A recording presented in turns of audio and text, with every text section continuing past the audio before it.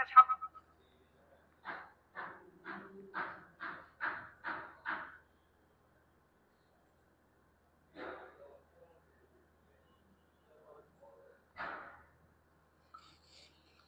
আলাইকুম সুপ্রিয় অ্যাডমিশন টেস্টের পরীক্ষার্থীবৃন্দ, আশা করছি সবাই অনেক অনেক ভালো এবং সুস্থ আছো।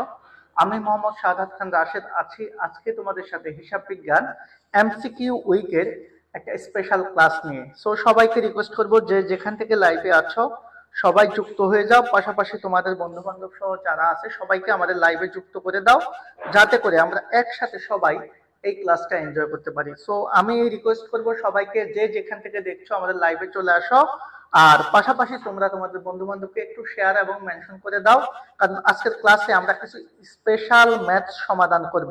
সো আমি সবাইকে রিকোয়েস্ট করছি দ্রুত সম্ভব আমাদের ক্লাসে চলে আসো। আমরা এখনই আজকের যে ক্লাসটা সেই ক্লাসটা শুরু করতে যাচ্ছি। সো আজকের ক্লাসটা হচ্ছে বেসিক্যালি আমাদের ডিইউ আমাদের সি ইউনিটের যে অ্যাকাউন্টিং প্রশ্ন, সেই অ্যাকাউন্টিং প্রশ্নগুলার সমাধান নিয়ে। সো আমি সবাইকে রিকোয়েস্ট করবো যারা যারা লাইভে আছো, কেমন আছো, সবাই সবকিছু শুনতে পাচ্ছ কিনা, দেখা যাচ্ছে কিনা একটু জানাও, যাতে করে আমরা ক্লাসটা এখনই শুরু করতে পারি। ওকে, তো আমরা চলে যাব আমাদের আলোচনায়। শুরুতে আমরা যে বিষয়টা নিয়ে আলোচনা করব সেটা হচ্ছে আমরা প্রথমে একটা প্রশ্ন সমাধান করব। আমি শুরু করছি। প্রথম যে প্রশ্নটা সমাধান করব সেটা একটা থিওরিক্যাল প্রশ্ন। সো আমি আশা করব এই প্রশ্নটার উত্তর আমাদের ম্যাক্সিমাম স্টুডেন্ট দিতে পারবা। প্রথম যে প্রশ্নটা আজকে আমরা আলোচনা করব সেটা হচ্ছে আর্থিক বিবরণীতে টিকার যে তথ্য প্রদর্শন করা হয় তা করা হয় কোন নীতি অনুসারে। তাহলে আমরা আর্থিক বিবরণীতে আমরা জানি আমরা চারটি আর্থিক বিবরণী তৈরি করি। আমাদের প্রতিষ্ঠানের জন্য, একটা ব্যবসা প্রতিষ্ঠানের জন্য চারটি আর্থিক বিবরণী তৈরি করতে হয়। আর আর্থিক বিবরণীতে টোটাল অংশ থাকে পাঁচটি। কয়টি ভাইয়া? টোটাল অংশ থাকে পাঁচটি। এই পঞ্চম অংশটি হচ্ছে আমাদের আর্থিক বিবরণীতে ব্যবহৃত বিভিন্ন টিকা বা নোট বা কোনো কিছুর ব্যাখ্যা বিশ্লেষণ। ওকে, এই পঞ্চম অংশটা হিসাব বিজ্ঞানের একটা নীতি অনুসারে আমরা প্রণয়ন করি। সেই নীতিটার নাম কি আমরা একটু জানবো। সাউন্ড প্রবলেম হচ্ছে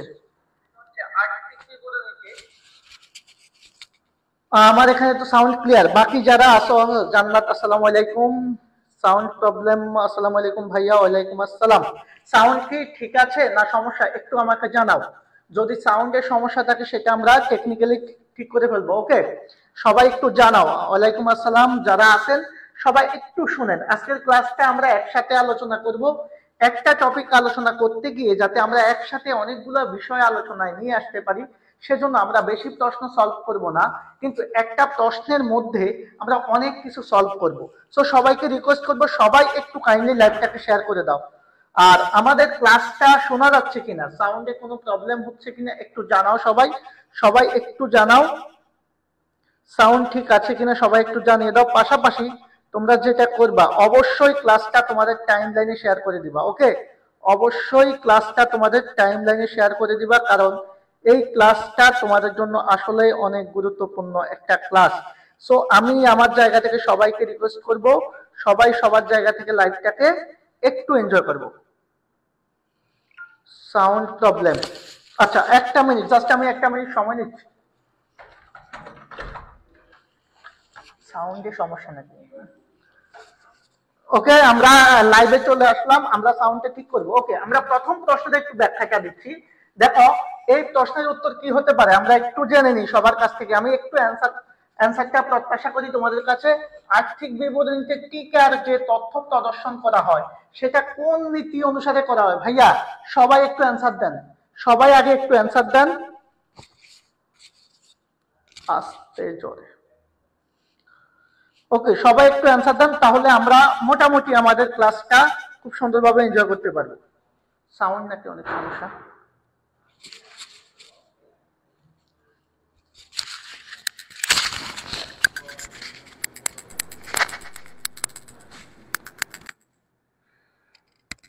ওকে, আমরা লাইভে যারা আছি তারা প্রথম প্রশ্নটার আজকে অ্যান্সার করব। আমি দেখি কারা কারা অ্যান্সার করছো, কারা কারা অ্যান্সার করছো। হ্যালো,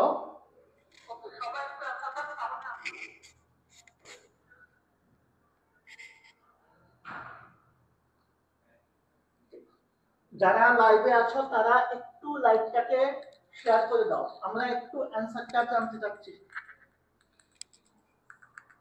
যারা লাইভে আছো সবাই, আজকের যে ক্লাসটা আমরা নেব সেটাতে আমরা সবাই সর্বোচ্চ পরিমাণ শেয়ার করে দিব বন্ধু বান্ধবের, যাতে সবাই একসাথে আমরা ক্লাসটা করতে পারি, সবাই একসাথে ক্লাসটা যাতে এনজয় করতে পারি। দেখো আমাদের এই প্রশ্নটা, হ্যালো, সাউন্ড কি এখন ঠিক আছে?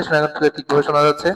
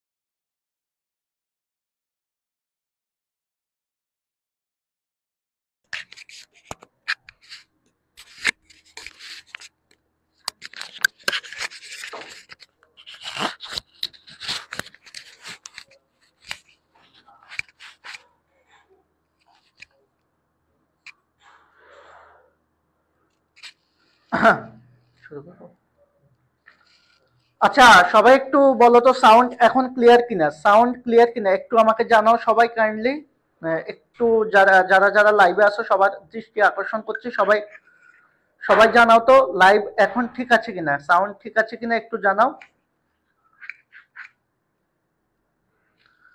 আমরা প্রথম প্রশ্নটার একটু ব্যাখ্যায় চলে যাচ্ছি, আমাদের সময় যেহেতু একটু নষ্ট হয়েছে সেজন্য আন্তরিকভাবে দুঃখিত। দেখো আর্থিক বিবরণীতে টিকা, আমরা একটা কথা মনে রাখবো, এই যে টিকা বলতে হচ্ছে আমরা যখন আর্থিক বিবরণী তৈরি করি, আর্থিক বিবরণী তৈরি করার সময় আমরা অনেক সময় অবচয় নির্ণয় করি, অনেক সময় সুদ বের করি, অনেক সময় আমরা বিভিন্ন ধরনের হিসাব নিকেশ করে থাকি। এই হিসাব নিকেশ গুলো আমরা যদি স্পষ্টভাবে, অনেক সময় অনেকে অনেক পদ্ধতিতে অবচয় ধরে, কেউ সরলরৈখিক পদ্ধতিতে অবচয় ধরে, কেউ ক্রমহ্রাসমান জের পদ্ধতিতে ধার্য করে। আবার দেখা গেছে কেউ হচ্ছে আমাদের উৎপাদন ব্যয়ের মুখ্য ব্যয়টা একভাবে নির্ণয় করে, কেউ অন্যভাবে নির্ণয় করে। আবার দেখা যাচ্ছে আমরা যখন বিশদায় বিবরণী করতে যাই তখন কমিশন প্রদান বা কমিশন প্রাপ্তিটা নিয়ে অনেক সময় অনেকের কনফিউশন থাকে। এইভাবে নানান ধরনের বিতর্ক এড়ানোর জন্য আমরা যে বিষয়টাতে একটু প্রবলেম সেগুলোর জন্য আমরা কি করি, ওই অঙ্কের শেষে একটা নোট প্রদান করি। কি প্রদান করি? নোট প্রদান করি, অথবা টিকা প্রদান করি, অথবা ওই প্রশ্নের একটা ব্যাখ্যা প্রদান করি। এই জিনিসগুলা প্রদান করা হয় মূলত হিসাব বিজ্ঞানের পূর্ণ প্রকাশ নীতি অনুসারে। কি নীতি অনুসারে? পূর্ণ প্রকাশ নীতি অনুসারে। থ্যাংক ইউ ভেরি মাচ, যারা অ্যান্সার করেছো সবাইকে ধন্যবাদ। ওকে, আমরা একটু এই পূর্ণ প্রকাশ নীতির কথাটায় এবার চলে যাব। পূর্ণ প্রকাশ নীতি অনুসারে আমরা শুধু হিসাব বিজ্ঞানের যে পঞ্চম অংশ, পাঁচটা অংশের মধ্যে পঞ্চম অংশ, কি অংশ? পঞ্চম অংশ, আর্থিক বিবরণীতে ব্যবহৃত বিভিন্ন নীতিমালার ব্যাখ্যা, বিশ্লেষণ, টিকা, নোট প্রভৃতি প্রদান করা হয়। এছাড়াও আমরা যে অবচয় ধার্য করি, এই অবচয় ধার্যের বর্ণনা বা অবচয়ের বর্ণনা আমরা কি নীতি অনুসারে দিই?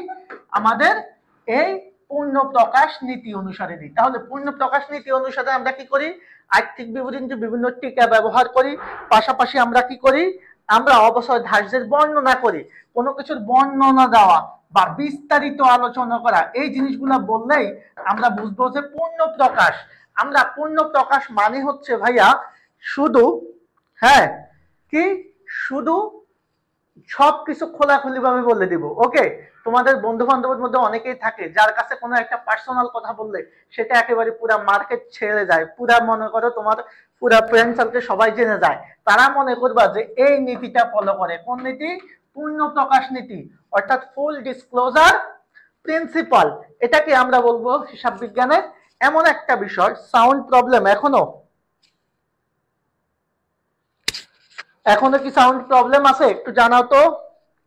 তাহলে পূর্ণ প্রকাশ নীতি অনুসারে বাকি যারা আছো তারা একটু কমেন্টে জানাও সাউন্ড প্রবলেম আছে কিনা। সাউন্ড তো ঠিক করা হয়েছে। হ্যালো,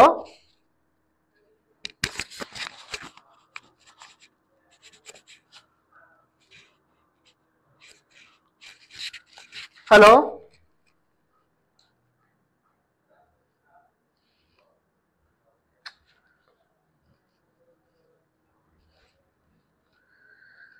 আমাদের সাউন্ড ঠিক আছে কিনা ভাইয়া জানাও, সাউন্ড প্রবলেম আছে কিনা।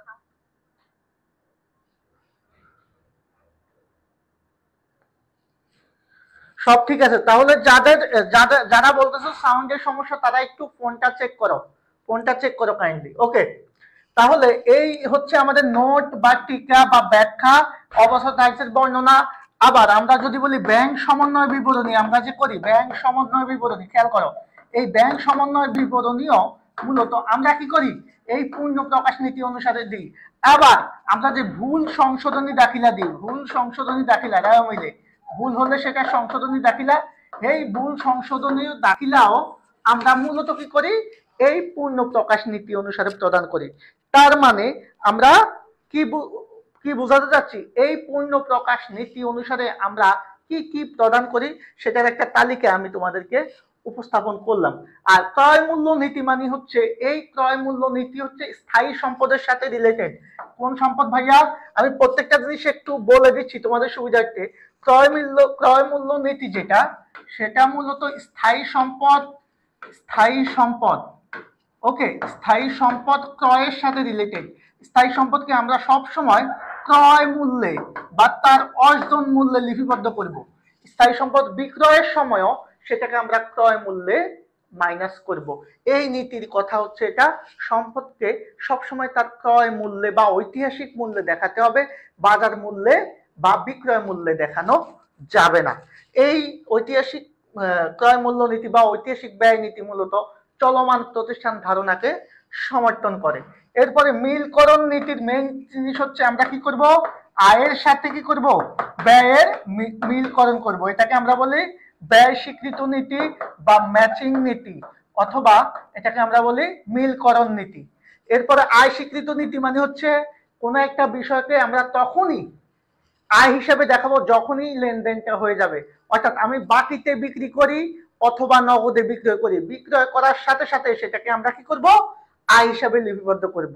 মানে আয়টাকে আমরা তখনই লিপিবদ্ধ করে ফেলবো যখন আমাদের আয়টা সংগঠিত হবে। আর রক্ষণশীলতার সীমাবদ্ধতা নিয়ে তো অনেক কথা বলা যাবে, তবে রক্ষণশীলতার সীমাবদ্ধতা নিয়ে আমরা পরে আবার কথা বলবো। সংক্ষেপে আমরা একটু মনে রাখবো শুধু আমাদের মজুত পণ্য মূল্যায়নের ক্ষেত্রে, কিসের ক্ষেত্রে, মজুত পণ্য মূল্যায়নের ক্ষেত্রে, মজুত পণ্য মূল্যায়নে আমরা রক্ষণশীলতার সীমাবদ্ধতাটা প্রয়োগ করে থাকি। এই মজুত পণ্য মূল্যায়ন বলতে আমাদের যে সমাপনী মজুত পণ্য আছে, এই মজুত পণ্যের মধ্যে যদি আমাদের দুইটা মূল্য বেশি থাকে, দুইটা মূল্য দেওয়া থাকে, সেক্ষেত্রে আমরা কম যেটা, অর্থাৎ এই নীতি অনুসারে আমরা সব সময় সম্পদকে কম দেখাবো আর ব্যয়কে বেশি দেখাবো। সেজন্য যদি আমাদের দুইটা পদ্ধতি থাকে, কয়টা পদ্ধতি? দুইটা পদ্ধতি, সরলরৈখিক পদ্ধতি এবং ক্রমহ্রাসমান-জের পদ্ধতি। তাহলে রক্ষণশীলতার নীতি অনুসারে, সীমাবদ্ধতা অনুসারে আমরা কোন পদ্ধতিটাকে গ্রহণ করব? ক্রমহ্রাসমান-জের পদ্ধতিতে বা দ্বৈত হ্রাসমান-জের পদ্ধতিতে। কারণ এক্ষেত্রে অবচয়ের পরিমাণ বেশি দেখানো হয়, আর অবচয়ের পরিমাণ বেশি দেখানো মানে ব্যয় বেশি দেখানো। আর রক্ষণশীলতা সীমাবদ্ধতার মেইন কথাই হচ্ছে ব্যয় তুমি যত পারো বেশি দেখাও, আয় বা সম্পদকে তুমি যত পারো কম দেখাও।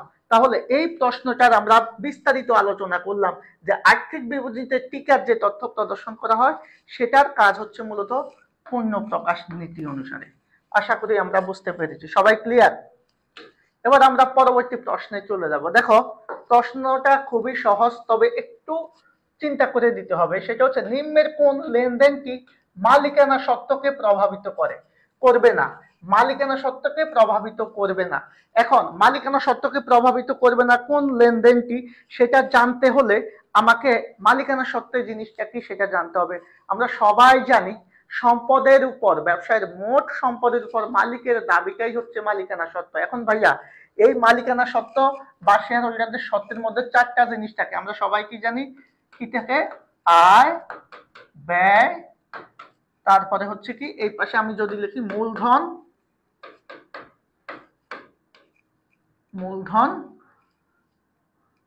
আয়, ব্যয়, উত্তোলন। এই চারটা বিষয় নিয়ে আমাদের মালিকানা সত্ত্ব বা স্বত্বাধিকার গঠিত। তাহলে এই প্রশ্ন যখন আমরা অ্যানালাইসিস করব, তাহলে এই প্রশ্নের মধ্যে কোনো একটা জায়গায় যদি মূলধন থাকে বা আয় থাকে বা ব্যয় থাকে বা উত্তোলন থাকে, সেটাকে আমরা ধরবো ওই আইটেমটা বা ওই লেনদেনটা মালিকানা সত্ত্বকে প্রভাবিত করবে।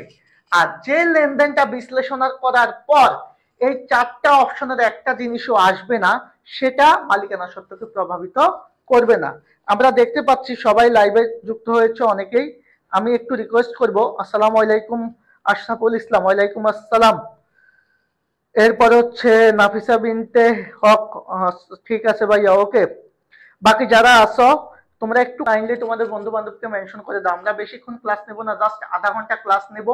আধা ঘন্টা বা 40 মিনিটে তুমি যদি 10টা প্রশ্ন সলভ করতে পারো, এই 10টা প্রশ্ন দিয়ে তুমি আবার 40টা প্রশ্ন অ্যান্সার করতে পারবা, কারণ আমি প্রত্যেকটা প্রশ্ন একটু ডিটেলসে পড়াবো।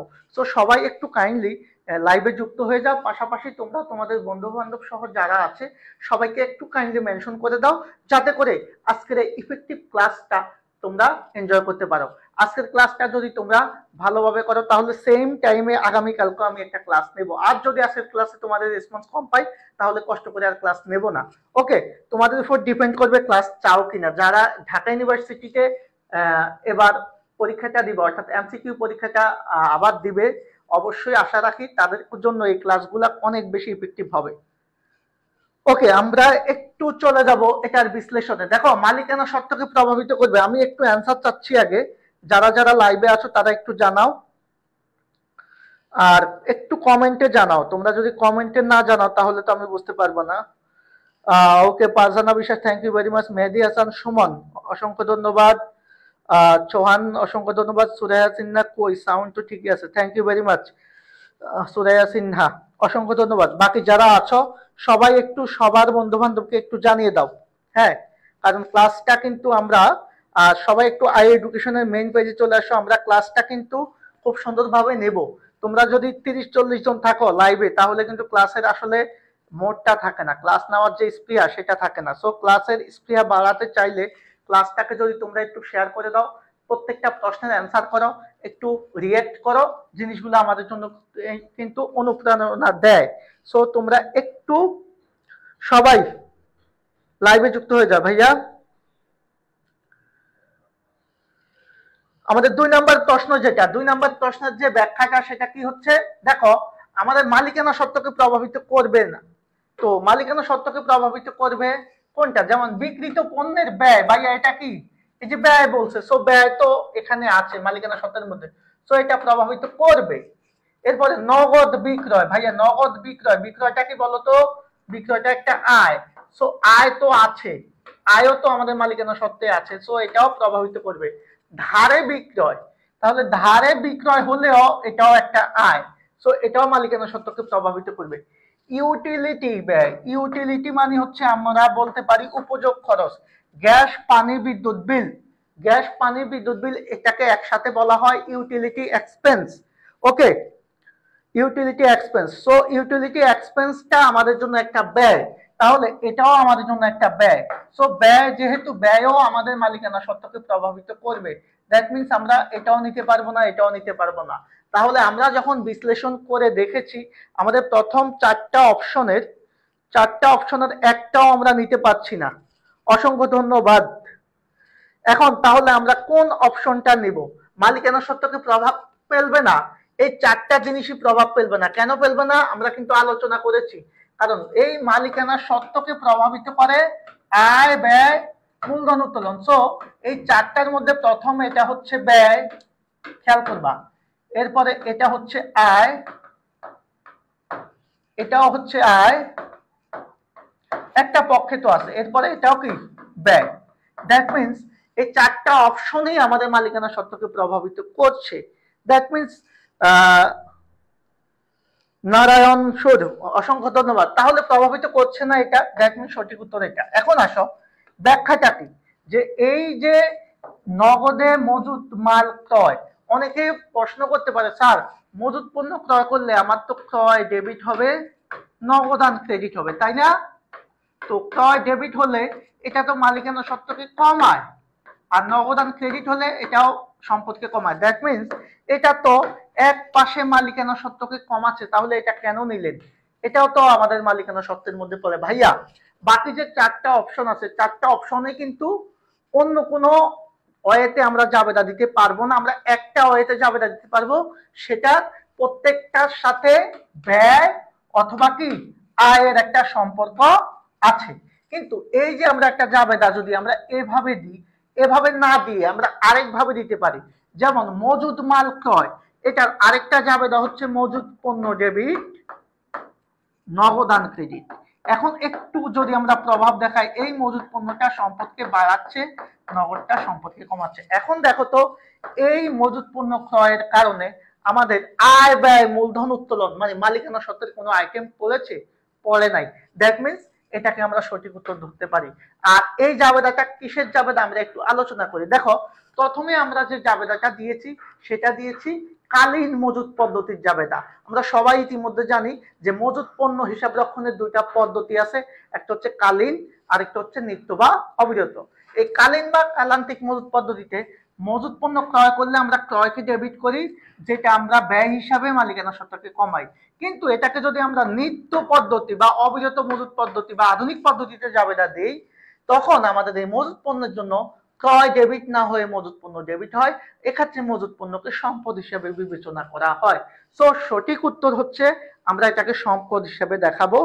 আশা করি সবাই বুঝতে পেরেছ। তাহলে আমরা যখন অপশন খুঁজে পাবো না, তখন আমরা এই মজুদ পণ্যের ক্ষেত্রে আমরা দুই ভাবে জাবেদা দিয়ে মিলানোর চেষ্টা করব। আশা করি বুঝতে পেরেছ। সবাই ক্লিয়ার কিনা বলেন তো, যারা আছেন সবাই ক্লিয়ার? তাহলে সঠিক উত্তর এটা। আমরা এখানে কালীন পদ্ধতি ব্যবহার করব না, কালীন পদ্ধতি বা পিরিয়ডিক ইনভেন্টরি সিস্টেম হবে না, হবে পারপেচুয়াল ইনভেন্টরি সিস্টেম বা অবিরত মজুদ পদ্ধতি। 3 নাম্বার প্রশ্নে আমরা চলে আসি। বলেছে নিচের কোনটি মূলধন জাতীয় ব্যয় নয়? ভাইয়া মূলধন জাতীয় ব্যয়গুলা কোনটা? আমরা একটা সবাই জানি, তারপর আমি একটু অ্যান্সার চাচ্ছি, তোমরা একটু 1 মিনিটে রিপ্লাই করো সবাই। নিচের কোনটি মূলধন জাতীয় ব্যয় নয়? আমাদের সাথে যারা লাইভে আছেন, এটা কোন সাবজেক্ট? অ্যাকাউন্টিং। আপনারা একটু কাইন্ডলি সবাই একটু সবাইকে মেনশন করে দেন। আর আগামীকালকে ক্লাস চান কিনা আপনারা অ্যাকাউন্টিং ক্লাসটা?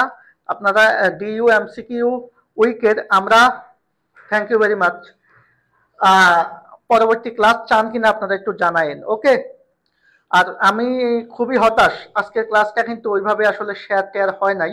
আপনারা একটু কাইন্ডলি, কষ্ট হলেও আপনারা একটু কাইন্ডলি করবেন, বন্ধু বান্ধবকে একটু মেনশন করবেন। Thank you very much. 3 number প্রশ্ন। ওকে, জান্নাত ক্লিয়ার। এরপরে আছেন আমরিন, পড়শি ক্লিয়ার, সঠিক পথে চলতে চাই ক্লিয়ার, মেহেরিন। ওকে, অসংখ্য ধন্যবাদ। এবার দেখেন 3 নাম্বার প্রশ্নটা বলছে মূলধন জাতীয় ব্যয়। ভাইয়া মূলধন জাতীয় ব্যয় আমরা চিনব কিভাবে? আমি বলেছি একটা টেকনিক, যত ধরনের স্থায়ী সম্পদ আছে, যত ধরনের স্থায়ী সম্পদ আছে সেই স্থায়ী সম্পদ ক্রয় অথবা শুধু স্থায়ী সম্পদ, এই স্থায়ী সম্পদগুলো চিনলেই মাথা রাখবেন সেগুলাই মূলধন জাতীয় ব্যয়। কারণ আপনি একটা আসবাবপত্র কিনবেন, অথবা একটা জমি কিনবেন, অথবা একটা দালান কিনবেন, অথবা একটা কম্পিউটার কিনবেন, অথবা একটা মোটর গাড়ি কিনবেন, যাবতীয় যত ধরনের বড় ধরনের সম্পদ আছে সেই সম্পদ ক্রয় করলে আপনার বড় অঙ্কের একটা ব্যয় হয়। এই বড় অঙ্কের ব্যয়ের ফল আপনি দীর্ঘদিন ভোগ করতে পারবেন। আর যে সকল ব্যয় বড় অঙ্কের এবং যেখান থেকে আমরা দীর্ঘমেয়াদী সুবিধা পাই সে সকল ব্যয়কে আমরা মূলধন জাতীয় ব্যয় বলি। সেহেতু এটা যাবতীয় স্থায়ী সম্পদ ক্রয় এবং সম্পদ ক্রয়ের সাথে যদি আনুষঙ্গিক কোনো খরচ সম্পদের সাথে সংশ্লিষ্ট থাকে সেটাকেও আমরা মূলধন জাতীয় ব্যয় বলি। আর মূলধন জাতীয় ব্যয়ের মধ্যে তাহলে কি করবে, আসবাবপত্র একটা স্থায়ী সম্পদ ভাইয়া, এটা তো মূলধন জাতীয় ব্যয়, সো এটা মূলধন জাতীয় ব্যয় নয়, সেটা হবে না, এটা মূলধন জাতীয় ব্যয়। ভূমি বা জমি একটু আগে বলেছিলাম এটাও স্থায়ী সম্পদ। কপিরাইট, আপনার মেধা সম্পদ কেউ যাতে কপি করতে না পারে, ওকে, হ্যাঁ, সেটার জন্য আপনি যে অধিকার লাভ করেন এটাও আপনার একটা স্থায়ী সম্পদ, এটাকে কপিরাইট অর্জন ব্যয় বলে। আরেকটা হচ্ছে মোটর গাড়ি, এটাও আমরা বলেছি, এই মোটর গাড়ি ক্রয় আপনার একটা অনিয়মিত ব্যয়। একটা জিনিস মাথায় রাখবেন, মূলধন জাতীয় ব্যয়ের তিনটা বৈশিষ্ট্য মাথায় রাখবেন, এটা হবে বড় অঙ্কের হবে, এটা কি হবে, বড় অঙ্কের হবে। এরপরে এটা হচ্ছে অনিয়মিত হবে, মানে নিয়মিত এটা হবে না, আপনি চাইলে প্রতিদিন সম্পদ কিনতে পারবেন না, সম্পদ বিক্রি করতে পারবেন না। আর এটার ফল অবশ্যই দীর্ঘমেয়াদী হবে। এই তিনটা টেকনিক মাথায় রেখে আপনি মূলধন জাতীয় ব্যয় নির্ণয় করবেন, তাহলে যে সকল ব্যয় বড় অঙ্কের, অনিয়মিত এবং দীর্ঘমেয়াদী, নেক্সট এমসিকিউ করালে ভালো, এগুলা মুখস্থ হয়ে গেছে ভাইয়া, থ্যাংক ইউ ভেরি মাচ, সেগুলাকে আমরা মূলধন জাতীয় ব্যয় বলি। তাহলে মূলধন জাতীয় ব্যয় নয় এখানে স্থায়ী সম্পত্তির অবচয়, আর অবচয়টা প্রতিনিয়ত হয়, যতদিন যখনই আপনি ব্যবহার করবেন তখনই আপনার অবচয় হয়। যেমন এই বোর্ডটা আমি এখন ব্যবহার করতেছি, এখন ওইটার অবচয় হচ্ছে, সো এটা স্থায়ী সম্পদ নয়, তার মানে এটা মূলধন জাতীয় ব্যয় নয়। তাহলে সঠিক উত্তর হবে এখানে ঘ। থ্যাংক ইউ, আপনি পারেন, অনেকে আছে এগুলাও পারে না, বুঝছেন, এরকম বান্দাও আমাদের লাইফে আমরা দেখি। নিম্নের কোন ভুলটি রেওয়া মিলের মাধ্যমে ধরা পড়ে? ভাইয়া রেওয়া মিলের মাধ্যমে কোন ভুলটা ধরা পড়ে আপনারা একটু অ্যান্সার করেন তো, আমরা একটু দেখতে চাই রেওয়া মিলের মধ্যে কোন কোন ভুলগুলো ধরা পড়ে। আমরা ভাইয়া আপুরা একটু সবাই মিলে দেখি কোন ভুলগুলো রেওয়া মিলে ধরা পড়ে।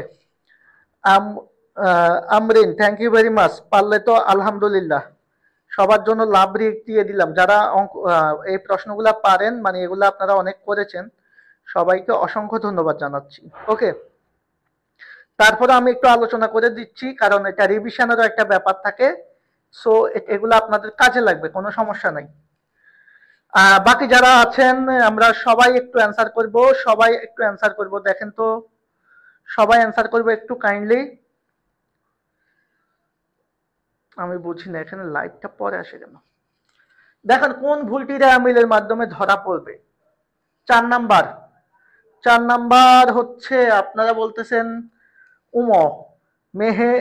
মেহেরিমা রহমান, ওকে, মেহেরিমা রহমান বলছেন বাকি যারা আছেন তারা একটু সবাই জানান, আমরা একটু দেখতে চাই কারা কারা বলছেন। ওকে, থ্যাংক ইউ ভেরি মাচ, আমরা একটু সবাই জানতে চাই।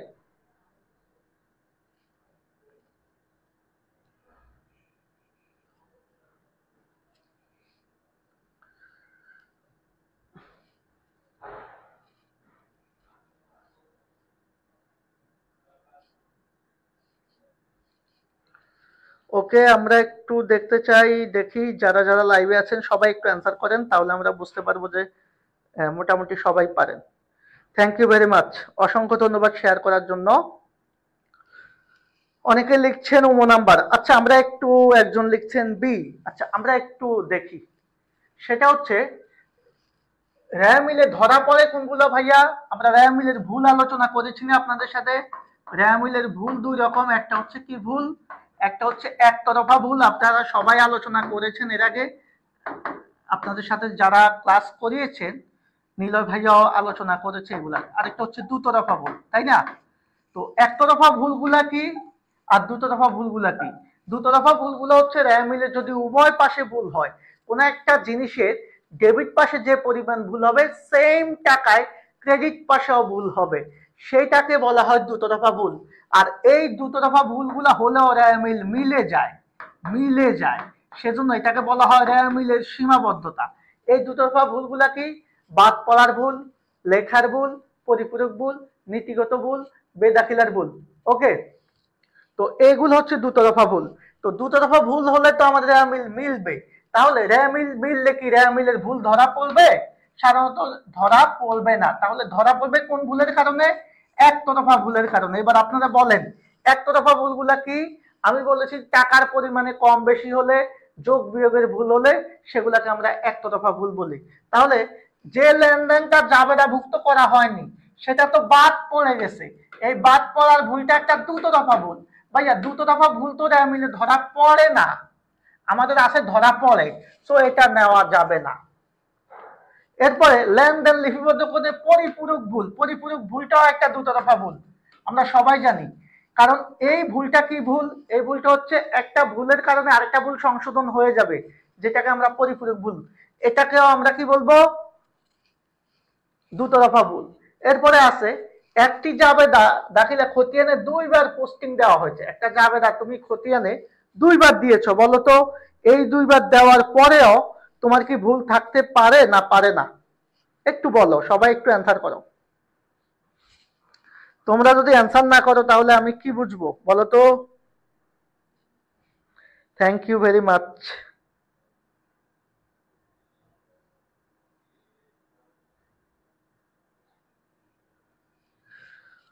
ওকে, আমরা এখানে তিনটা জায়গা আছে, একটা হচ্ছে জাবেদা থেকে দাখিলা দুইবার স্থানান্তর, একটা হচ্ছে লেনদেন স্থানান্তরের ভুল, আর একটা হচ্ছে লেখার ভুল। দেখি বাকি যারা আছো তারা একটু অ্যান্সার করে, আমি দেখতে চাই কারা কারা কমেন্ট করতেছো।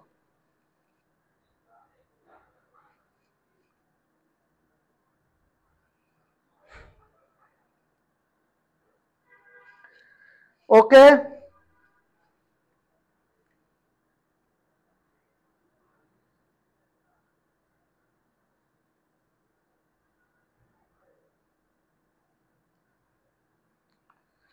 বলেন। যারা সঠিক উত্তর গ দিয়েছেন তাদেরটা রাইট হবে। ওকে, এবার আমি ব্যাখ্যায় আসব। না, একটু ক্লিয়ার করে দিই, একটু ক্লিয়ার করে দিই। একটি জাবেদা দাখিলা খতিয়ানে দুইবার পোস্টিং দিয়েছে, জাবেদা মনে হচ্ছে জাবেদার দুইটা অংশ, একটা হচ্ছে ডেবিট আর একটা হচ্ছে ক্রেডিট। তো দুইটা অংশ যদি দুইবার দেয় তাহলে ডেবিট পাশেও একবার বেশি হয়েছে, ক্রেডিট পাশেও একবার বেশি হয়েছে, এতে করে আমাদের রেয়ামিল কিন্তু মিলে যাবে, এতে করে রেয়ামিল কিন্তু মিলে যাবে। আর লেখার ভুল তো আমরা জানি এটা একটা দুতরফা ভুল, এটা তো হবেই না। তার মানে একটি জাবেদা খতিয়ানে দুইবার দেওয়া মানে হচ্ছে জাবেদা যদি শুধু একটা পক্ষ একটা হিসাব আমরা দিতাম তাহলে ভুল হতো, কিন্তু একটা জাবেদা দেওয়া মানে হচ্ছে জাবেদার ডেবিট পাশও দিয়েছি ক্রেডিট পাশও দিয়েছি, সো এটাও আমাদের দুতরফা ভুল হয়ে যাবে। আর শুধুমাত্র এই যে লেনদেন স্থানান্তরের ভুল, এই লেনদেন স্থানান্তরের ভুল বলতে হচ্ছে আমরা যখন জাবেদা থেকে খতিয়ানে স্থানান্তর করেছি, মনে করো ক্রয় হিসাবের টাকা আমি 10,000 টাকার পরিবর্তে আমি 1,000 টাকা স্থানান্তর করে ফেলেছি, অথবা কোনো একটা হিসাব লেনদেনে আমি যে কোনো একটা পক্ষ স্থানান্তর করে ফেলেছি কম বা বেশিতে, এটাকে বলা হয় স্থানান্তরের ভুল। তার মানে লেনদেন স্থানান্তরের ভুল হলে সেটা আমাদের একতরফা ভুল হবে, আর এটার কারণে আমাদের রেয়ামিলের ভুলটা ধরা পড়ে। দেখো প্রশ্নটা কিন্তু একটু কনফিউজিং, এই প্রশ্নটা কিন্তু একটু কনফিউজিং, অনেকের মনে হতে পারে লেনদেন স্থানান্তর করেছি তার মানে আমি তো পুরো লেনদেনটাই স্থানান্তর করেছি, তাহলে এখানে ভুলের কি আছে? না, এই স্থানান্তরের ভুল মানে হচ্ছে তুমি এখানে যোগ বিয়োগে যোগ ফলে স্থানান্তরে ভুল করেছ, কথা কি বুঝতে? সরি ভাইয়া, বি হবে না, হ্যাঁ ডি হবে। ওকে, অসংখ্য ধন্যবাদ। আমরা চলে যাব হিসাব চক্র দিয়েও দেখতে পারি, আর আমরা যে হিসাব বিজ্ঞান প্রক্রিয়া নিয়ে আলোচনা করি সে আলোচনায়ও আমরা এটা পাই। ওকে, হিসাব বিজ্ঞান প্রক্রিয়া, লেনদেন শনাক্তকরণ, এরপরে লিপিবদ্ধকরণ। এই লিপিবদ্ধকরণের আবার তিনটা অংশ আছে, তাই না? মনে আছে? হিসাব বিজ্ঞানের কাজকে আমরা যদি এইভাবে তিনটা ভাগে ভাগ করি, প্রাথমিক কাজ হচ্ছে দুইটা, লেনদেন শনাক্তকরণ, এরপরে হচ্ছে লিপিবদ্ধকরণ, লিপিবদ্ধকরণ, আরেকটা হচ্ছে তথ্য সরবরাহ, তথ্য সরবরাহ, ওকে, বা যোগাযোগ।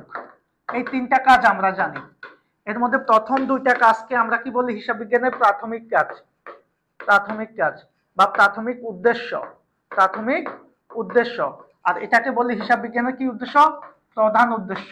সংশ্লিষ্ট ব্যবহারকারীদের নিকট বোধগম্য বা প্রয়োজন উপযোগী তথ্য সরবরাহ করা, বহিস্থ ব্যবহারকারীদের নিকট তথ্য আমরা সরবরাহ করি। এই লিপিবদ্ধকরণের আবার তিনটা কাজ আছে, এই লিপিবদ্ধকরণের তিনটা কাজ কি কি একটু সবাই একটু অ্যান্সার করেন। আমরা একটু অ্যান্সার নিতে চাচ্ছি, সরি ভাইয়া। 5-এর ঘ, 5-এর ডি। ওকে, 5-এর ডি কেন হবে? 5-এর ডি কেন বলতেছেন আপনারা? কি এটা তো সহজ জিনিস, এটা তো আপনাদের সবারই পারার কথা ভাইয়া। লিপিবদ্ধকরণের ধাপগুলো আপনাদের সবাই জানার কথা।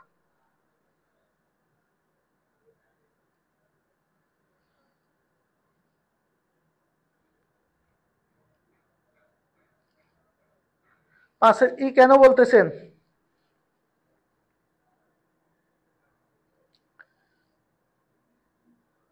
আমাদের সঠিক উত্তর কি হবে বলেন? লিপিবদ্ধকরণের জিনিসটা কি হবে? লেনদেন বিশ্লেষণ, জাবেদাভুক্তকরণ, খতিয়ানে স্থানান্তরকরণ। ই বলছেন যারা, ডি যারা বলছেন তাদেরটা ঠিক আছে। বিশ্লেষণ, জাবেদাভুক্তকরণ, স্থানান্তরকরণ, ডি যারা বলছেন। আর সরি, আমি দেখতে ভুল বলেছি মনে হয়। তাহলে আপনারা এই লিপিবদ্ধকরণের 3টা ক্রম আমরা পাবো। একটা হচ্ছে লেনদেনটাকে বিশ্লেষণ করতে হবে, এরপরে জাবেদাভুক্ত করতে হবে, এরপরে খতিয়ানে স্থানান্তর করতে হবে। তাহলে লিপিবদ্ধকরণের আরেকটা নাম কিন্তু হিসাব রক্ষণ। কি রক্ষণ ভাইয়া? হিসাব রক্ষণ, সরি, হিসাব রক্ষণ। তাহলে প্রশ্ন এভাবে আসতে পারে যে হিসাব রক্ষণের ধাপ কয়টি? 3টি। হিসাব রক্ষণের প্রথম ধাপ বা লিপিবদ্ধকরণের প্রথম ধাপ কোনটা? লেনদেন বিশ্লেষণ। আর সর্বশেষ ধাপ হচ্ছে খতিয়ানে স্থানান্তরকরণ। আশা করি বুঝতে পেরেছেন। ওকে, তামান্না, তাবাসসুম, জান্নাত ফেরদৌস, শেখ হাসিনা, ফারজানা বিশ্বাস, অসংখ্য ধন্যবাদ সবাইকে। খুব কমন একটা নাম, তাই না? শেখ হাসিনা। হিসাবের প্রাথমিক বই থেকে খতিয়ানে স্থানান্তর সময় যে ভুল হয়, সংগঠিত হয়, তাকে কি বলে? প্রাথমিক বই থেকে যখন আমরা লেনদেনটা খতিয়ানে স্থানান্তর করব, তখন যে ভুল হবে সেটাকে আমরা কি ভুল বলবো? সবাই একটু 1 মিনিটে অ্যান্সার করি। সবাই, এটা আমরা সবাই জানি, সবাই একটু 1 মিনিটে অ্যান্সার করি। হিসাবের প্রাথমিক বই থেকে লেনদেনের স্থানান্তরের সময় যে ভুলটা হয় সেটাকে আমরা কি ভুল বলবো? আমি সবার কাছ থেকে অ্যান্সার চাচ্ছি, এগুলা কিন্তু আপনাদের সবার জানার কথা। খুবই কমন একটা প্রশ্ন। ওকে, না জানানোর কিছু নাই, না পারার কিচ্ছু নাই।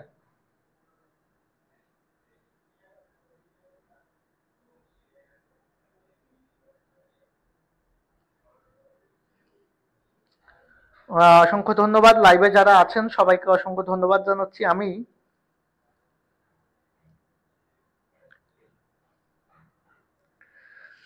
ওকে, আমরা অ্যান্সারটা নেব। থ্যাংক ইউ ভেরি মাচ, যারা অ্যান্সার দিচ্ছেন অসংখ্য ধন্যবাদ।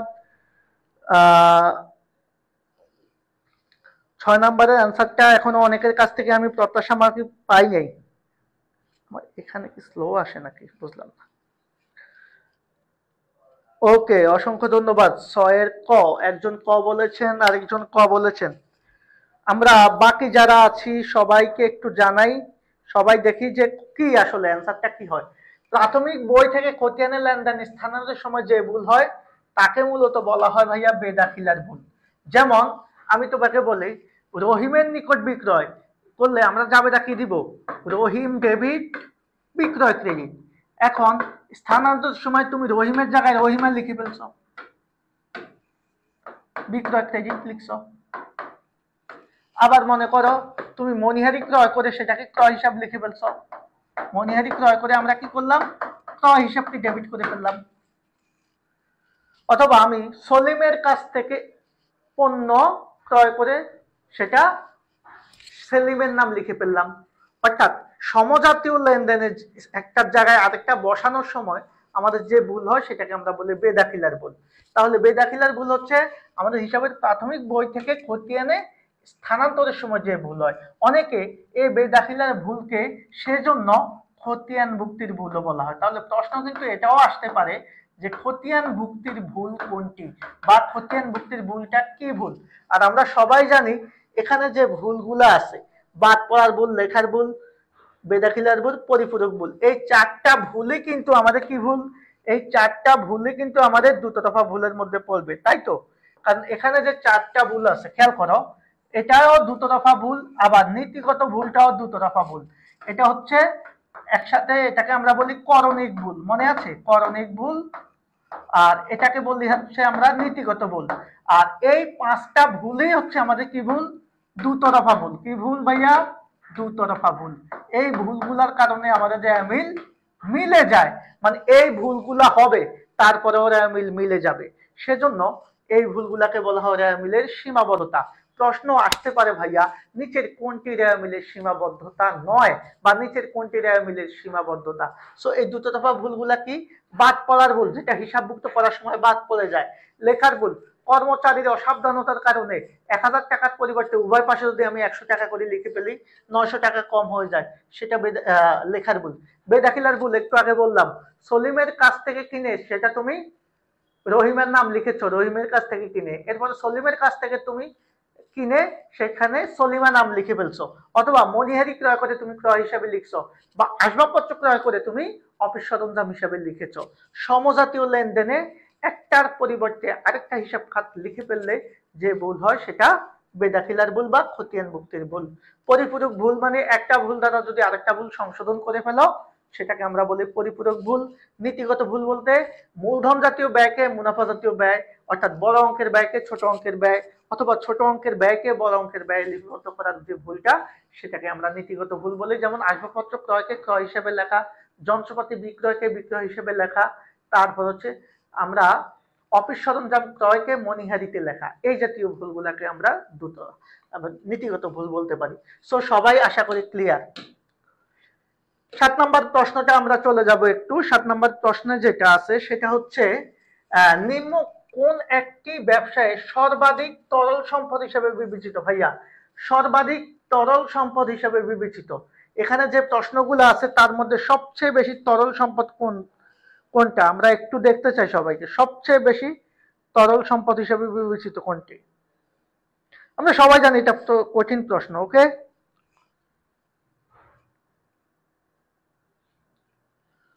ওকে, এটা সবাই জানি, এটা খুব ইজি প্রশ্ন, আমরা সবাই পারবো এটার অ্যান্সার দিতে। আমি শেখ হাসিনা বলেছেন ক, সর্বাধিক তরল সম্পদ। তরল সম্পদ বলতে কি বুঝি আমরা? তরল সম্পদ বলতে আমরা বুঝি যেটাকে খুব দ্রুত নগদে রূপান্তর করা যায়, নগদে রূপান্তর করা যায়,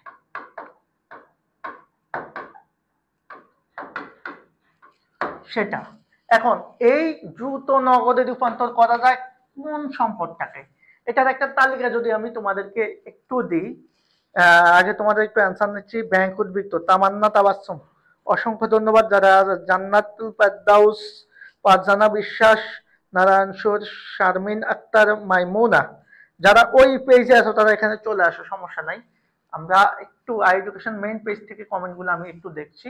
দেখো তাহলে আমরা একটু দেখাই সর্বাধিক নগদ যেটা, সেটা তো একেবারেই নগদ কি বলে তরল সম্পদ, কারণ যেটাকে খুব দ্রুত নগদে রূপান্তর করা যায়। নগদের পরে নগদের মতোই আরেকটা সম্পদ আছে, সেটা হচ্ছে ব্যাংক। এরপরে হচ্ছে কি নগদ সমতুল্য, নগদ সমতুল্য, যেমন ট্রেজারি বিল টিল আছে, স্বল্পমেয়াদী যে বিনিয়োগ বা স্বল্পমেয়াদী বিনিয়োগগুলা। এই ধাপটা একটু মাথায় রাখবা সবসময়। তাহলে সবার আগে অ্যান্সারে খুঁজবো কাকে? নগদকে। নগদ না পেলে কাকে? ব্যাংকে। এরপরে নগদ সমতুল্য মানে হচ্ছে আমাদের যে ট্রেজারি বিল টিল আছে, এরপরে স্বল্পমেয়াদী বিনিয়োগ। তাহলে এই প্রশ্নে আমরা দেখি তো নগদ আছে কিনা, নগদ নাই। এরপরে নগদ যেহেতু নাই, নগদ বাদ। কি আছে? ব্যাংক আছে কিনা? আছে ভাইয়া, ব্যাংক উদ্বৃত্ত। ব্যাংক না থাকলে আমরা কি করতাম? ব্যাংক না থাকলে আমরা নগদ সমতুল্য খুঁজতাম। তো এখানে নগদ সমতুল্য অন্য কিছু নাই। এরপরে স্বল্পমেয়াদী বিনিয়োগ হিসেবে আমরা শেয়ারে বিনিয়োগ করতাম। ক্লিয়ার কিনা সবাই?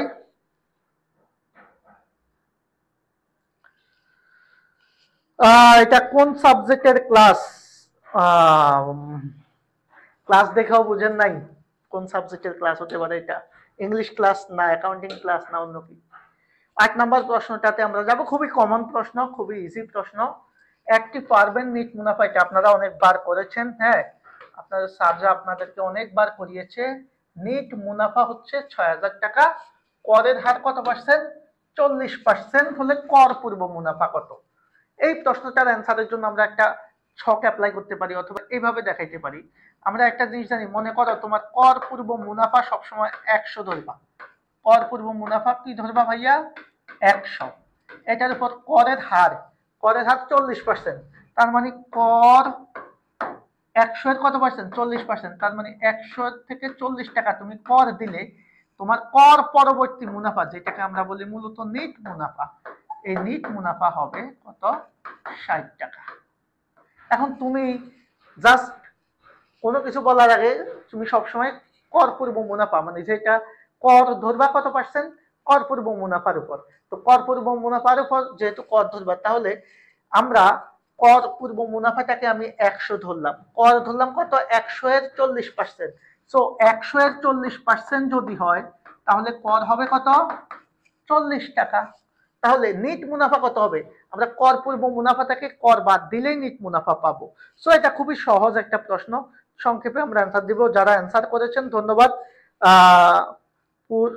পূজন্ত দাস অসংখ্য ধন্যবাদ। তামান্না তাবাসসুম, সীমা আক্তার, যারা অ্যান্সার করেছেন ধন্যবাদ। তবে আমরা একটা জিনিসটা দেখিয়ে দিই। এখন আমার প্রশ্নে কি আছে? প্রশ্নে আছে নিট মুনাফা। ভাইয়া একটু খেয়াল করো, আমরা অ্যান্সারটা কিভাবে করব। প্রশ্নে আছে নিট মুনাফা, তাহলে নিট মুনাফা কত? এখানে 60। যেটা পাবো সেটাকে সেটার মান দিয়ে ভাগ করব। কথা হচ্ছে এটা, এখানে নিট মুনাফা আছে সেজন্য 60 দিয়ে ভাগ করতাম। যদি এখানে কর পূর্ব মুনাফা হতো তাহলে আমি 100 দিয়ে ভাগ করতাম, কারণ এখানে কর পূর্ব মুনাফা 100। এখানে যদি কর হতো তাহলে আমি 40 দিয়ে ভাগ করতাম, মানে যার মান পাবো সেই মান দিয়ে তাকে ভাগ করব। তাহলে এখানে নিট মুনাফা হচ্ছে 6000। এই 6000কে আমরা নিট মুনাফার মান দিয়ে ভাগ করব। 60 দিয়ে ভাগ করলে আমরা 1 এর মান পাবো। এখন আমার কি দরকার ভাইয়া? বলছে কর পূর্ব মুনাফা দরকার। তো কর পূর্ব মুনাফার মান কত? 100। তুমি 100 দিয়ে গুণ করো, হয়ে যাবে কর পূর্ব মুনাফা। যদি বলতো কর কত, তাহলে কি করব? আমরা জাস্ট 40 দিয়ে গুণ করব। যখন যা চাইবে সেটা দিয়ে গুণ করব। অর্থাৎ সোজা কথা, নিয়মটা হচ্ছে যার মান থাকবে তার মান দিয়ে তাকে ভাগ করে যেটা আমাদের উত্তরে চাইবে সেটা দিয়ে গুণ করব। তাহলে এই কাজটা করলে আমাদের জাস্ট কি হবে? এই যে 0 0 কেটে দাও, আর 6 কে 6 মানে 100, আর 100 এখানে হচ্ছে 10,000। সো সঠিক উত্তর হচ্ছে 10,000। এটা মুখে মুখেও করা যায়। আমি জাস্ট ডিটেলস দেখিয়েছি তোমাদের, যাতে অন্য অ্যামাউন্ট আসলেও তোমরা করতে পারো। অর্থাৎ এখানে যদি মনে করো 40% না এসে এখানে মনে করো 20% আসতো, তাহলে কি করতাম? তাহলে এই 6000কে তুমি কত দিয়ে ভাগ করতে বলো তো? 20% আসলে তুমি 80 দিয়ে ভাগ করতে, আর কত দিয়ে গুণ করতে? তখন 100 দিয়ে গুণ করতে। ওকে, এ হচ্ছে বিষয়।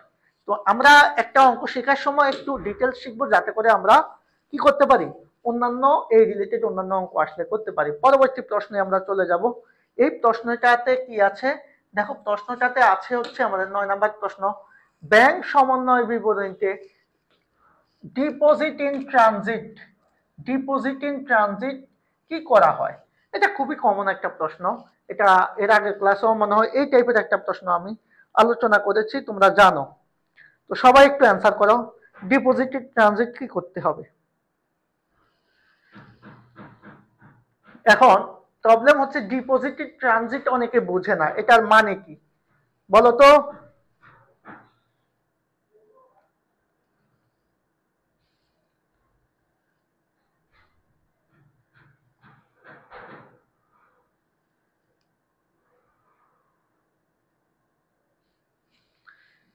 এটাকে বলা হয় এই ডিপোজিট ইন ট্রানজিট, এটার আরো নাম আছে, এটার নাম হচ্ছে পথিমধ্যে চেক। কি চেক? পথিমধ্যে চেক। এটাকে অনেকে পরিবহনাধীন চেক বলে। কি বলে? পরিবহনাধীন চেক। পরিবহনাধীন চেক। অনেকে এটাকে আদর করে কি বলে? অনেকে এদেরকে বলা হয় মাছ পথে চেক। মাছ পথে চেক। মাছ পথে চেক। অনেকে আবার এটাকে আদর করে যাকে হচ্ছে ডিপোজিট ইন ট্রানজিট বলাই আছে, এটাকে বলে হচ্ছে বহন পথে চেক। কি চেক? বহন পথে চেক। অনেকে আরো আদর করে কি ডাকে? আরো আদর করে ডাকে আদায়ের জন্য জমাকৃত চেক ব্যাংক কর্তৃক আদায় হয়নি, অথবা চেক জমা হয়েছে কিন্তু ব্যাংক কর্তৃক ক্রেডিট করা হয়নি। এই কথাটার মানে হচ্ছে ডিপোজিট ইন ট্রানজিট। এই ডিপোজিটেড ট্রানজিট নয়ের উমো, একজন বলছে উমো, একজন বলছে সি। আচ্ছা আমরা একটু দেখি এই জিনিসটা আসলে কি। জিনিসটা হচ্ছে তুমি তোমার দেনাদারের একটা চেক পেয়েছো, পেয়ে সেটা আদায়ের জন্য তোমার ব্যাংকে জমা দিয়েছো। আচ্ছা বলো তো, তুমি যখন চেকটা পেয়েছো তখন তুমি কি করেছো? দেনাদার থেকে চেক পেলে আমরা কি করি?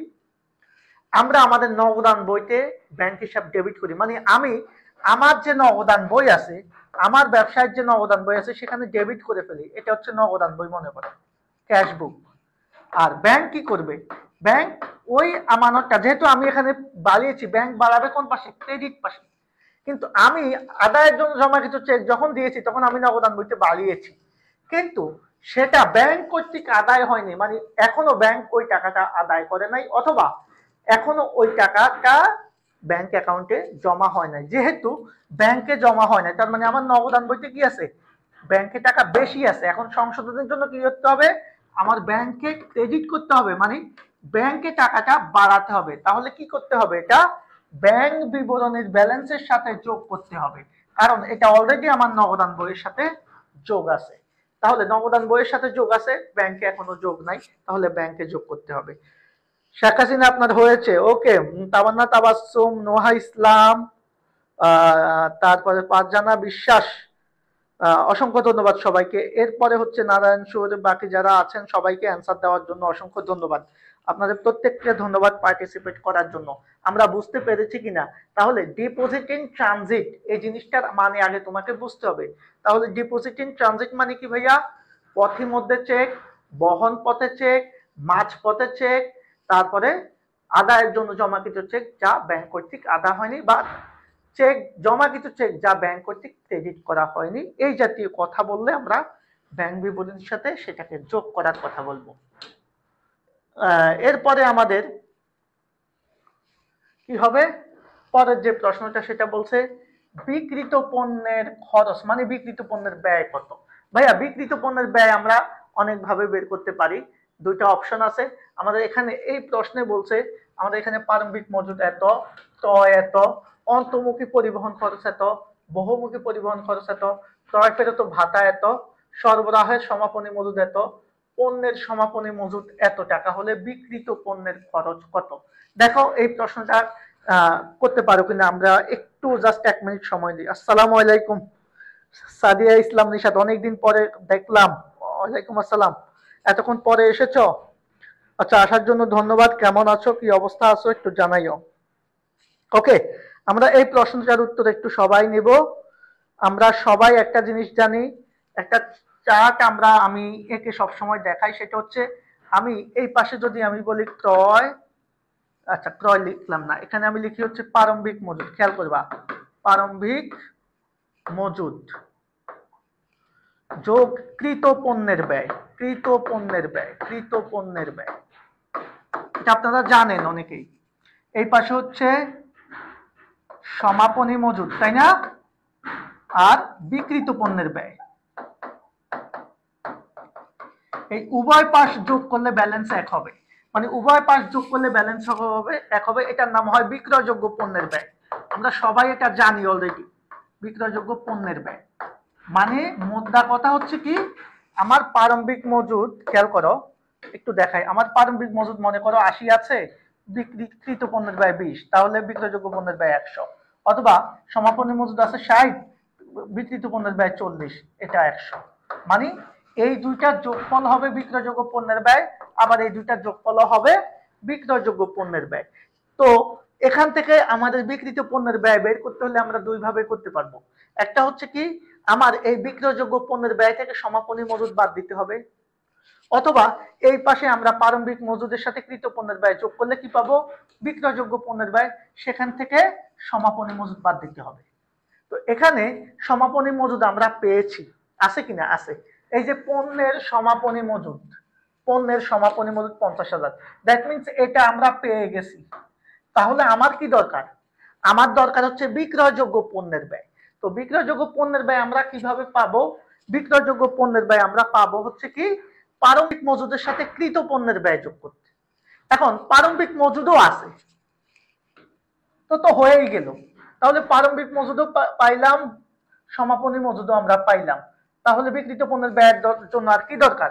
এই কৃত পণ্যের ব্যয়টা দরকার। এখন প্রশ্ন হচ্ছে কৃতপণ্যের ব্যয়টা আমি কিভাবে বের করব। কৃতপণ্যের ব্যয়টা মানে হচ্ছে ক্রয় সংক্রান্ত যাবতীয় প্রত্যক্ষ খরচের বিষয়টা হচ্ছে কৃতপণ্যের ব্যয়, ক্রয় সংক্রান্ত। তাহলে কি, ক্রয়ের সাথে যদি আমাদের ক্রয় পরিবহন থাকে বা আন্ত পরিবহন থাকে সেটা যোগ করব, ক্রয় ফেরত বা বার্তা থাকলে সেটা বাদ দিব, বাদ দেওয়ার পর যেটা থাকবে সেটাই হচ্ছে কৃতপণ্যের ব্যয়। তো আমরা কৃতপণ্যের ব্যয়টা একটু বের করে ফেলি সবাই।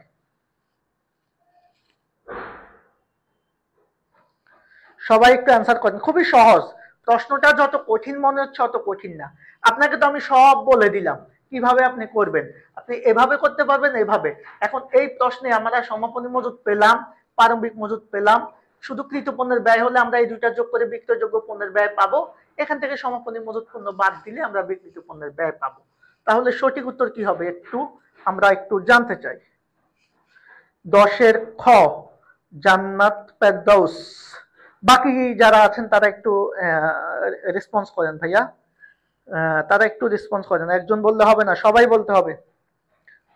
আমি সবাইকে জানতে চাই। ওকে, বাকি যারা আছেন, তাহলে এখানে আমাদের বিক্রয়যোগ্য পণ্যের ব্যয় তো আমরা ইজিলি বের করতে পারবো। কিভাবে পারবো? প্রারম্ভিক মজুদের সাথে তুমি ক্রয় আর ক্রয় পরিবহন যোগ করে দাও, আর কি বাদ দিয়ে দাও, ক্রয় ফেরত আর ভাতা বাদ দিয়ে দাও। তাহলে প্রারম্ভিক মজুদ এখানে কত আছে? এখানে প্রারম্ভিক মজুদ আছে ভাইয়া কত, খেয়াল করো, প্রারম্ভিক মজুদ হচ্ছে 60,000। তাহলে আমরা খেয়াল করো কৃতপণ্যের ব্যয়টা আগে বের করে নিই। আচ্ছা, কৃতপণ্যের ব্যয়টা আমি তোমাদের সুবিধার্থে একটু দেখাচ্ছি। কৃতপণ্যের ব্যয়টা হচ্ছে কি, আমাদের ক্রয় কত, 30,000। আমি সংখ্যাটা লিখলাম না, অঙ্কটা ইয়াটা লিখলাম না, শুধু সংখ্যাটা লিখে গেলাম। অন্তর্মুখী পরিবহন খরচ 6,000, এটা যোগ হবে, ক্রয়ের সাথে ক্রয় পরিবহন যোগ হবে। ওকে, এরপরে বহির্মুখী খরচ এখানে আসবে না, ক্রয় ফেরত ও ভাতা, ক্রয় ফেরত ও ভাতা 8,000 টাকা, এটা বিয়োগ হবে। তাহলে আমাদের কৃতপণ্যের ব্যয়, এই সরবরাহের মজুদ টজুদ এখানে আসবে না। ওকে, সরবরাহের মজুদ এটা এমনিতে দিয়েছে তোমাদের ভুল করার জন্য। তাহলে 30, 6, 36, 36 থেকে 8 গেলে 28,000 হচ্ছে কৃতপণ্যের ব্যয়। আর প্রারম্ভিক মজুদ কত ছিল? তাহলে 28,000 পেলাম আমরা কৃতপণ্যের ব্যয়। খেয়াল করো, এটার সাথে আমি প্রারম্ভিক মজুদ যোগ করে দিব। প্রারম্ভিক মজুদ হচ্ছে 60,000, যোগ করে দিয়েছি না? এখান থেকে সমাপনী মজুদটা বাদ দিয়ে দিব, একবারই সমাপনী মজুদ আছে কত, 50,000। তাহলে সঠিক উত্তর কত হয়? 50, 60, 10, 38, 38,000, 38,000 সঠিক উত্তর হয় 38,000। সবাই বুঝতে পেরেছি? বিক্রিত পণ্যের ব্যয় 38,000 টাকা হয়, সঠিক উত্তর। সবাই ক্লিয়ার কিনা বলেন তো? 9 সি হবে। যারা সি অ্যান্সার করেছেন, যারা বুঝতে পারেন না আমি আবার সংক্ষেপে একটু দেখাই। দেখেন 10 নম্বর প্রশ্নটা আমরা একটু সংক্ষেপে আলোচনা করে দিচ্ছি। আবার আমাদের কি করতে হবে, আমি এই পাশ থেকে দেখাই না, আমার প্রারম্ভিক মজুদ, তো প্রারম্ভিক মজুদ আমার কত আছে? প্রারম্ভিক মজুদ আছে আমার হচ্ছে 60,000। খেয়াল করো, আমার যোগকৃত পণ্যের ব্যয়, তো কৃত পণ্যের ব্যয় বলতে আমি কি বুঝবো? কৃত পণ্যের ব্যয় বলতে আমি বুঝবো আমার ক্রয়ের সাথে ক্রয় পরিবহন যোগ 6,000, এরপরে ক্রয় বাদটা বাদ 8,000। তাহলে এখানে কত হয়? এটা হচ্ছে কৃত পণ্যের ব্যয়, এটা হচ্ছে কৃত পণ্যের ব্যয়। ওকে, কৃত পণ্যের ব্যয়। এখন খেয়াল করো, এই কৃত পণ্যের ব্যয় হচ্ছে কত? 36, 28,000। এটা হচ্ছে আমার বিক্রয়যোগ্য পণ্যের ব্যয়, কত হয়? 60 আর 28 কত, 80, 88,000। এই 88,000 টাকা হচ্ছে আমার বিক্রয়যোগ্য পণ্যের ব্যয়। তাহলে এটা আমার এই পাশেও বসবে বিক্রয়যোগ্য পণ্যের ব্যয়, আর এখানে কি আছে? সমাপনী মজুদ আর বিক্রিত পণ্যের ব্যয়। তো বিক্রিত পণ্যের ব্যয় তো বের হবে, তাহলে সমাপনী মজুদ কত আছে? 50,000। তো 50,000, এখন বিক্রিত পণ্যের ব্যয় কি হবে? অবশ্যই এটা আর এটার পার্থক্যটা 38,000। সহজ, সিম্পল একটা হিসাব। ও, ক্ষতেও 38,000 টাকা দেওয়া, এখানে ভুলে আসছে একটা, একই অ্যান্সার দুই জায়গায় থাকবে না। এটা হয়তো আমার টাইপিং মিস্টেক, এখানে 28-এর জায়গায় বা 48-এর জায়গায় 38 হয়ে গেছে, একটা হবে 38ই হবে। থ্যাংক ইউ, 38ই হবে। খ আর গ বুঝি না, 38ই হবে। থ্যাংক ইউ ভেরি মাচ, বলার জন্য ধন্যবাদ। এ বি সি একটি অংশীদারি কারবারের অংশীদার। এ এর মূলধন হচ্ছে 2,50,000 টাকা, বি এর মূলধন 3,20,000, সি এর মূলধন 1,80,000। সি ব্যবসায় পরিচালনা বাবদ 60,000 টাকা বেতন পাবে। ব্যবসায় 2,10,000 টাকা লাভ হলে সি মোট মুনাফা কত পাবে? মোট কত টাকা পাবে সি? তিনজনের মূলধন দেওয়া আছে, তাই তো? আর সি এর ব্যবসা টোটাল ব্যবসা লাভ হয়েছে কত? 2,10,000। তো অংশীদার কয়জন? তিনজন, এ বি সি। এই তিনজন অংশীদার কিভাবে মূলধন বন্টন করে নেয়? কত কথা বলা আছে? বলা নাই। তাহলে কি করব? মূলধন অনুপাত নাই, তাহলে কি করব? সমানভাবে ভাগ করে নিবে।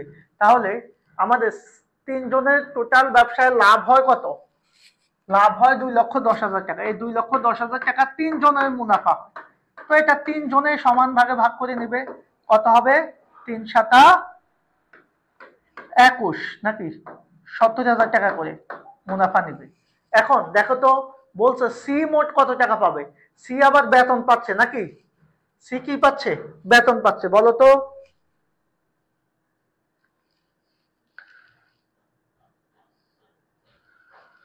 সি আবার বেতন পাচ্ছে, তাহলে কি হবে বলো?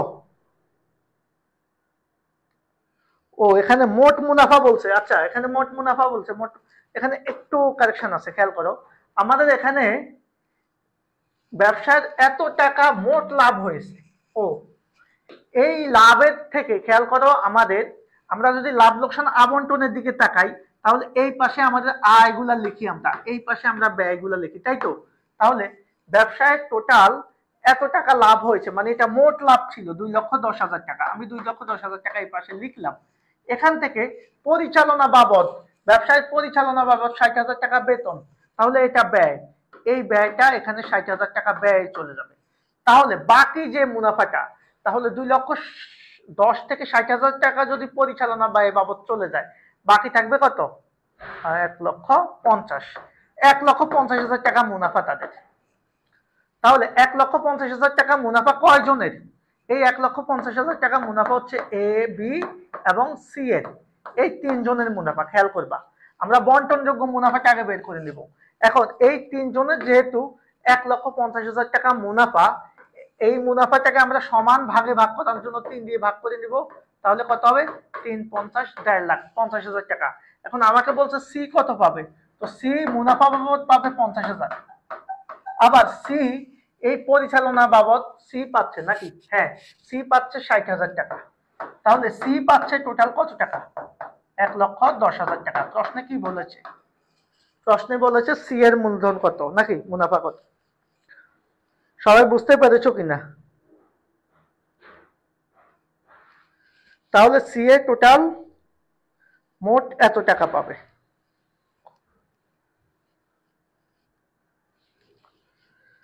আচ্ছা, আগামীকালকে ক্লাসটাকে আমরা নেব, বলো তো?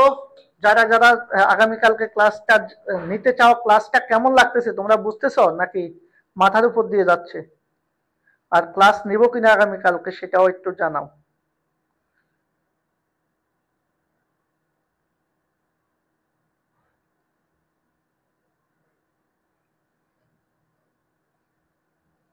পরের প্রশ্নটার একটু অ্যান্সার দেন সবাই। পরের প্রশ্নটার একটু অ্যান্সার সবাই দেন। নিট বিক্রয় মোট মুনাফার পরিমাণ এত এত হলে ক্রয় মূল্যের উপর মুনাফার হার কত? খুবই সহজ প্রশ্ন। হ্যাঁ, আপনাদের পছন্দের প্রশ্ন, এটা অনেকবার পরীক্ষায় এসেছে। নিট বিক্রয় মোট মুনাফা, তাহলে আমরা একটা জিনিস জানি, এই আমার যদি বিক্রয় হয় 30,000 টাকা, কত বিক্রয় করছি? কত? 30,000। চোখে দেখি কেন? 30,000। এর মধ্যে আমার লাভ হয়েছে, মুনাফা হয়েছে 6,000। তার মানে আমার বিক্রিত পণ্যের ব্যয় ছিল কত? আমার সিসিএস বা বিক্রিত পণ্যের ব্যয়, যেটাকে আমি বলতে পারবো এখন এই বিক্রিত পণ্যের ব্যয় যা ক্রয় মূল্য তা পরিচালনা খরচ না থাকলে কত? 24,000। এখন বলছে এই ক্রয় মূল্যের উপর মুনাফা হার। তো ক্রয় মূল্য কত? ক্রয় মূল্য 24, এটার উপর কত বলছে? মুনাফা। তো এটার উপর মুনাফা হার বলছে 100। জাস্ট করে দাও, হয়ে গেল। খুবই সহজ, 1 সেকেন্ডের কাজ, তোমরা সবাই পারবা। নেট বিক্রয় মোট মুনাফা দেওয়া আছে, আমরা এখান থেকে ক্রয় মূল্য বা বিক্রিত পণ্যের ব্যয়টা বের করে নিলাম। আমরা কি পারবো এটা?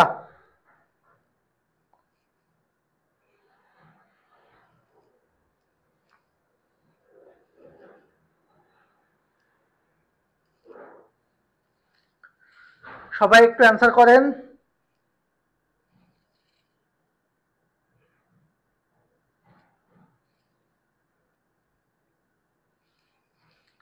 বারো এর গ, এটা তো কমন একটা প্রশ্ন। তাহলে একটা দুইটা শূন্য কেটে দেন, এক দুই, আবার এখানে কেটে দেন এই শূন্য এই শূন্য। ওকে, ক্যালকুলেশন করলে আপনি পেয়ে যাবেন।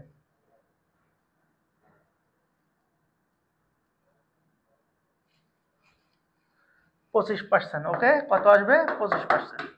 অথবা সরাসরি 6000 দিয়ে 24,000 কাটবেন, 4 আসবে, 4 25 100।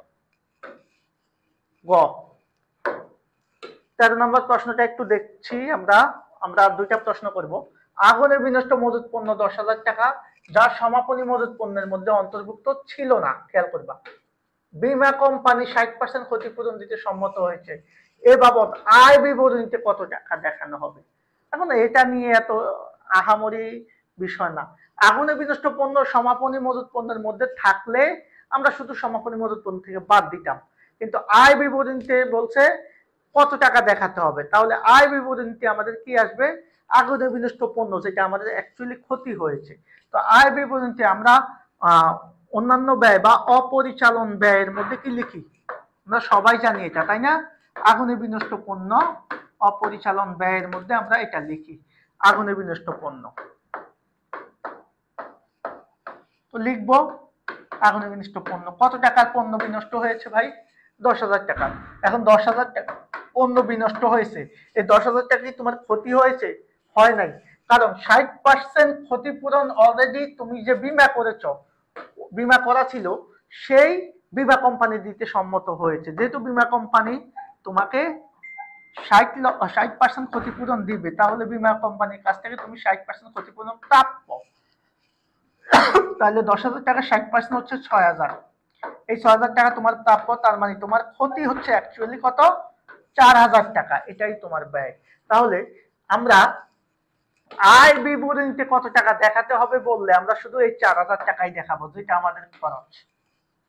সবাই বুঝছো কিনা বলেন তো?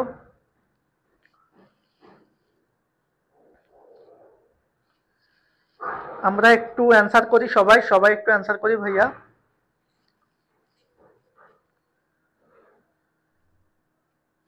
আজান দিয়েছে কিনা আমি তো শুনতে পাচ্ছি না। ওকে, আমরা লাস্টের দিকে চলে যাই, কারণ এইদিকে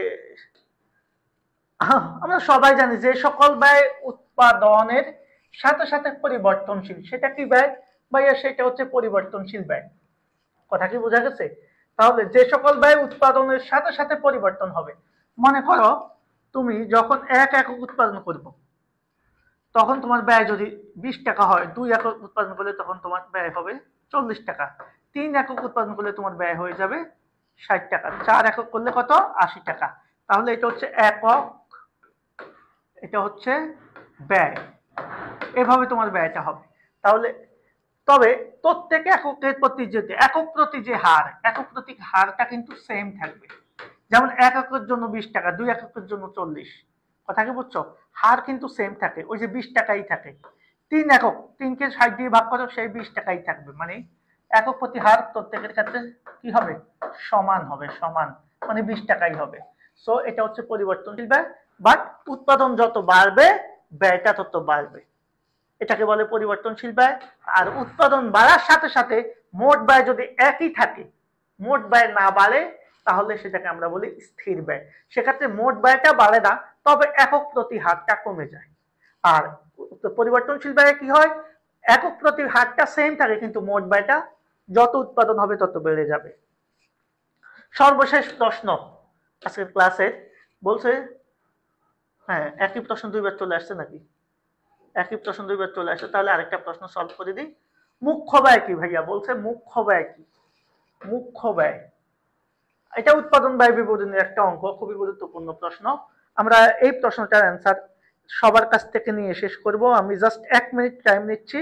তো সবাই আজকের ক্লাসটা কেমন লাগলো জানি না, যদি চাও তাহলে আগামীকালকে আমরা একটা ক্লাস দেব অ্যাকাউন্টিং এমসিকিউ উইকের, চাইলে করতে পারো। সেটা দেখো, মুখ্য ব্যয়টা কি, আমার এখানে স্লো কেন, ওকে। মুখ্য ব্যয়টা হচ্ছে আমাদের, আমরা বলেছি যাবতীয় প্রত্যক্ষ খরচ, সকল প্রত্যক্ষ খরচের সমষ্টি, প্রত্যক্ষ খরচ। তাহলে সকল প্রত্যক্ষ খরচ কি? কারখানা ও পরিব্যয়িত প্রত্যক্ষ খরচ না, কারখানা ও পরিব্যয়িত প্রত্যক্ষ খরচ না। এরপরে আমরা একটু দেখি, এখানেও কারখানা ও পরিব্যয় আছে, নেওয়া যাবে না। বিক্রয় ব্যয় আছে, নেওয়া যাবে না, শুধু প্রত্যক্ষ খরচ। তাহলে প্রত্যক্ষ খরচের মধ্যে হচ্ছে কাঁচামাল আছে, প্রত্যক্ষ কাঁচামাল, প্রত্যক্ষ মজুরি আছে, অন্যান্য প্রত্যক্ষ খরচ আছে। এই সকল প্রত্যক্ষ খরচ মিলে আমরা হয় আমাদের প্রাইম কস্ট বা মুখ্য ব্যয়। আমরা বলেছি সকল প্রত্যক্ষ খরচ মিলে আমাদের হবে কি ব্যয়? মুখ্য ব্যয়। আমরা সবাই ক্লিয়ার কিনা বলেন তো? 16 গ, থ্যাংক ইউ ভেরি মাচ। তো আজকে আমরা একটা বিষয় জানলাম, সকল প্রত্যক্ষ খরচ মিলে আমাদের হয় কি ব্যয়? মুখ্য ব্যয়। আর সকল প্রত্যক্ষ খরচ সমান কি ব্যয় লিখলাম ভাইয়া? মুখ্য ব্যয়, যেটাকে আমরা প্রাইম কস্ট বলি। আর সকল পরোক্ষ খরচ মিলে, সকল পরোক্ষ খরচ মিলে আমাদের হয় কারখানা উপরি ব্যয়। কি ব্যয়? কারখানা উপরি ব্যয় বা উৎপাদন উপরি ব্যয়, কারখানা উপরি ব্যয় বা উৎপাদন উপরি ব্যয়, সকল পরোক্ষ খরচ মিলে। এবার সকল প্রত্যক্ষ খরচ মানে মুখ্য ব্যয়, আর সকল পরোক্ষ খরচ মানে কারখানা উপরি ব্যয়, এই দুইটা যোগ করলে আমরা পাবো কারখানার মোট উৎপাদন ব্যয়। মানে মোট উৎপাদন ব্যয়ের মধ্যে আমাদের প্রত্যক্ষ খরচ, পরোক্ষ খরচ সবই থাকবে। কথা কি বোঝা গেছে? অনেকে বুঝতে ভুল করে, আমাদের উৎপাদন রিলেটেড যাবতীয় প্রত্যক্ষ খরচ, পরোক্ষ খরচ থাকবে। কারণ আমি একটা জিনিস দেখাই, আমরা যখন উৎপাদন ব্যয় বের করব তখন আমরা কি করি?